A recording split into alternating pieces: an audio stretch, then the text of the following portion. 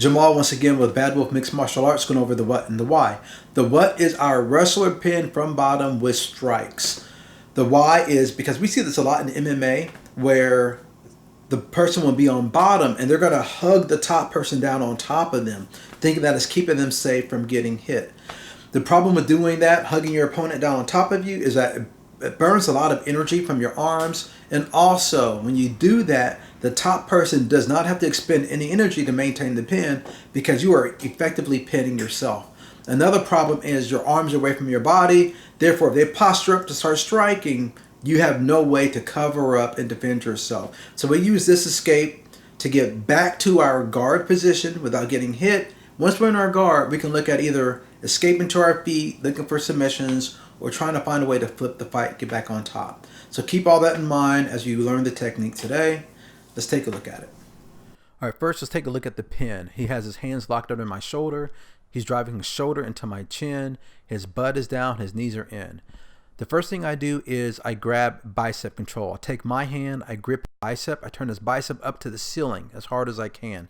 So I grab that bicep, I drop my shoulder and my elbow down into my hip pocket. I want to get my elbow to my hip pocket. That way, if he does decide to try to knee me, he's kneeing my arm, not my body.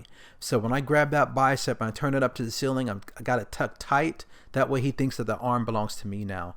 This second detail is our golden detail, the most important thing we're going to do.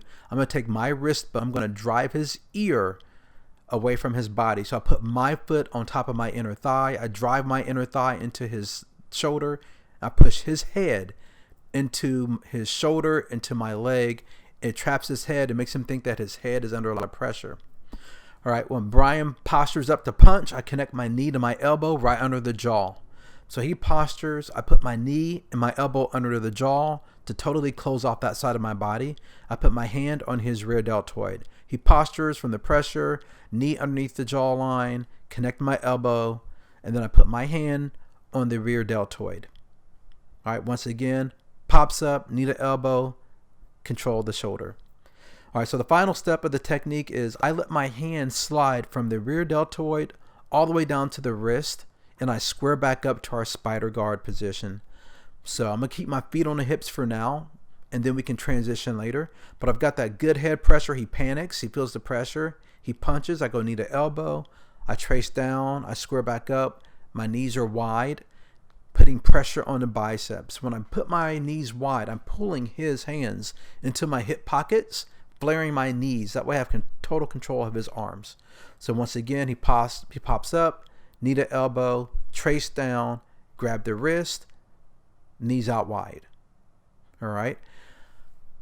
So please check out the other videos we have. We're going to run these once a week and going from zero jiu-jitsu to taking to the elite level.